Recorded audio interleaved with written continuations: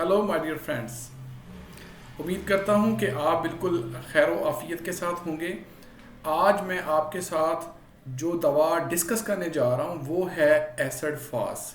So before discussing acid फास मैं आपके साथ कुछ बुनियादी बातें करना चाहता हूँ।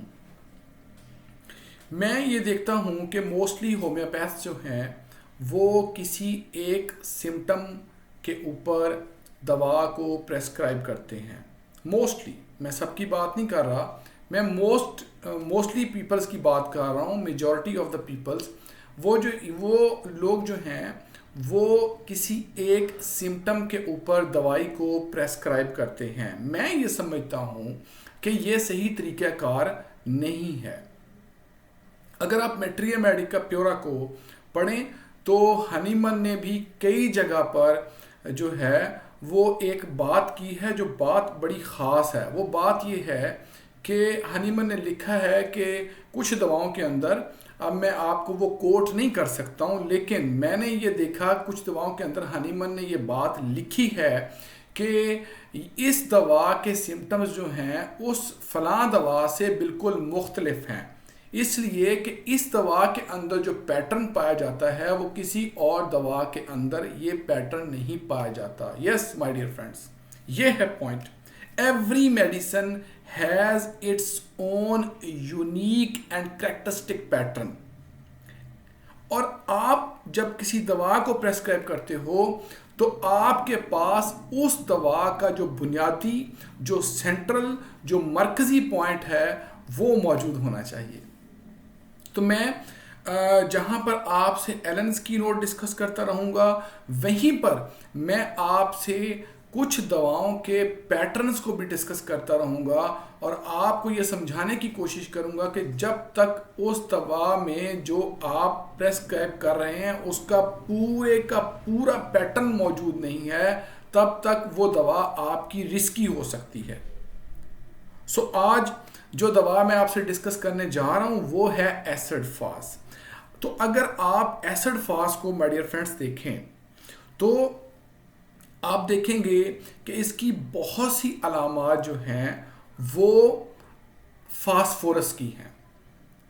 और मैंने ये देखा है कि जहाँ पर आपको दवा फास्फोरस प्रेस्क्राइब, एसिड फास प्रेस्क्राइब करनी होती है, वहाँ आप गलती से फास्फोरस प्रेस्क्राइब करते हो। अब इसके अंदर एक चीज़ एसिड है, एक फास्फोरस है। तो मैं आपको सिम्टम लिखवाता हूँ, वो आप नोट कीजिए। Weak prostrated phosphorus having polyuria.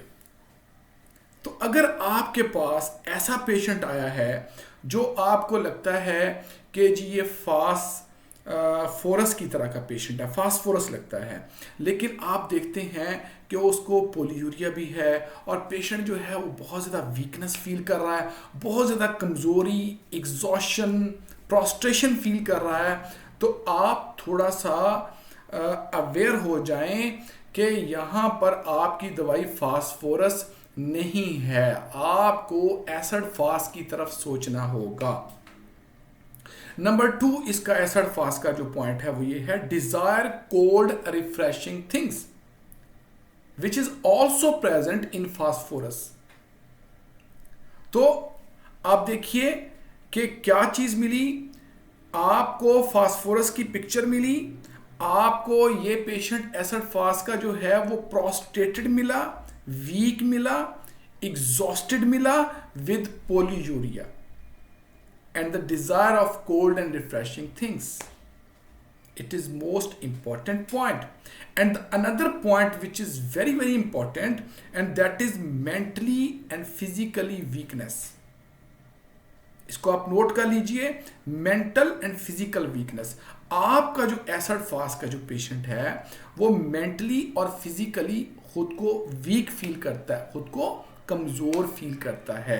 और नंबर 4 जो point which is very important, which is most confirmatory symptom of this remedy, and that is milky urine. And my dear friends, I want to tell you here that if you have this combination together, combination of 4 elements together, then your remedy would be surely acid fast. आपकी दवा acid fast होगी. And I repeat it again. आप इन चीजों को लिख लीजिए, note कर लें अपने पास कि नंबर 1 पे मैंने आपको बताया weak prostrated phosphorus having polyuria, and the another point is desire cold refreshing things, and the third point is mental and physical weakness, and the fourth point is milky urine. It is very very important. ये बहुत important इसका pattern है जिसको आपने ध्यान में रखना है. Now I will discuss some causes behind acid fast. आपको एक चीज बताता हूं, देखिए कुछ भी अचानक से नहीं हो जाता. हर सिम्टम के पीछे, हर एलिमेंट के पीछे कुछ ना कुछ कॉजेज होते हैं, और कॉजेज जो है उसकी बहुत ज्यादा अहमियत है होम्योपैथी में. You know very well. But what are the causes behind acid phos? So इसके पीछे जो कॉजेज हैं वो हैं ब्रोकन एक्सपेक्टेशंस. पेशेंट को किसी से बहुत तवक्कुआत थी, बहुत एक्सपेक्टेशंस थी, और वो उनकी एक्सपेक्टेशंस पूरी ना हो सकी तो वो किसी एलिमेंट में चले गए. और आप देखेंगे वो जिस भी एलिमेंट में चले जाएं, अगर एलिमेंट एसिड फास्ट की है तो आप ये 4 सिम्टम का पैटर्न वहां पर मौजूद देखेंगे. So broken expectation is the cause, and another cause is sexual excesses. Sexual excesses से भी जो है वो एसिड फास्ट के इश्यूज होते हैं. And number 3 is loss of vital fluids. Loss of vital fluid से जो है वो एसिड फास्ट की कंप्लेंट्स, एलिमेंट्स पैदा होती हैं. तो माय डियर फ्रेंड्स, ये आज की मेरी टॉक थी आपके साथ. बहुत मुख्तसरन हमने एक दवा के पैटर्न को समझने की कोशिश की है.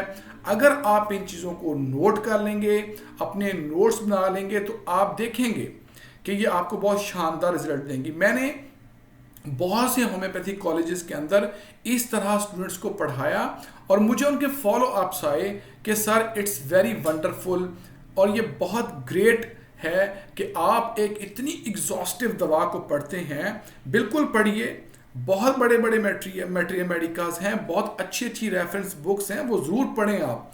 लेकिन हर दवा का एक ख़ास पैटर्न होता है, उसकी एक सेंट्रल डिस्टर्बेंस होती है जो हर सूरत जो है वो जो है उस दवा के अंदर पाई जाती है.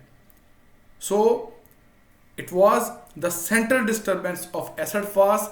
आप इसको नोट कर लें और मुझे अपने काइंड फीडबैक ज़रूर दिया करें कि आपको मेरी इन वीडियो से कितना फ़ायदा होता है, आपकी प्रैक्टिस में कितना फ़ायदा होता है. तो अगर ये आपको हमारी वीडियोस जो हैं वो अच्छी लगें तो प्लीज़ इसको लाइक करना मत भूलिएगा और सब्सक्राइब करना मत भूलिएगा, और अपने दोस्तों के साथ इसको शेयर करें और होम्योपैथी को मेरे साथ फैलाएं. Spread homeopathy with me. और कल मैं इंशाल्लाह ताला आपके साथ किसी और दवा के ऊपर जो है इसी तरह से मुख्तसरन बात करूंगा.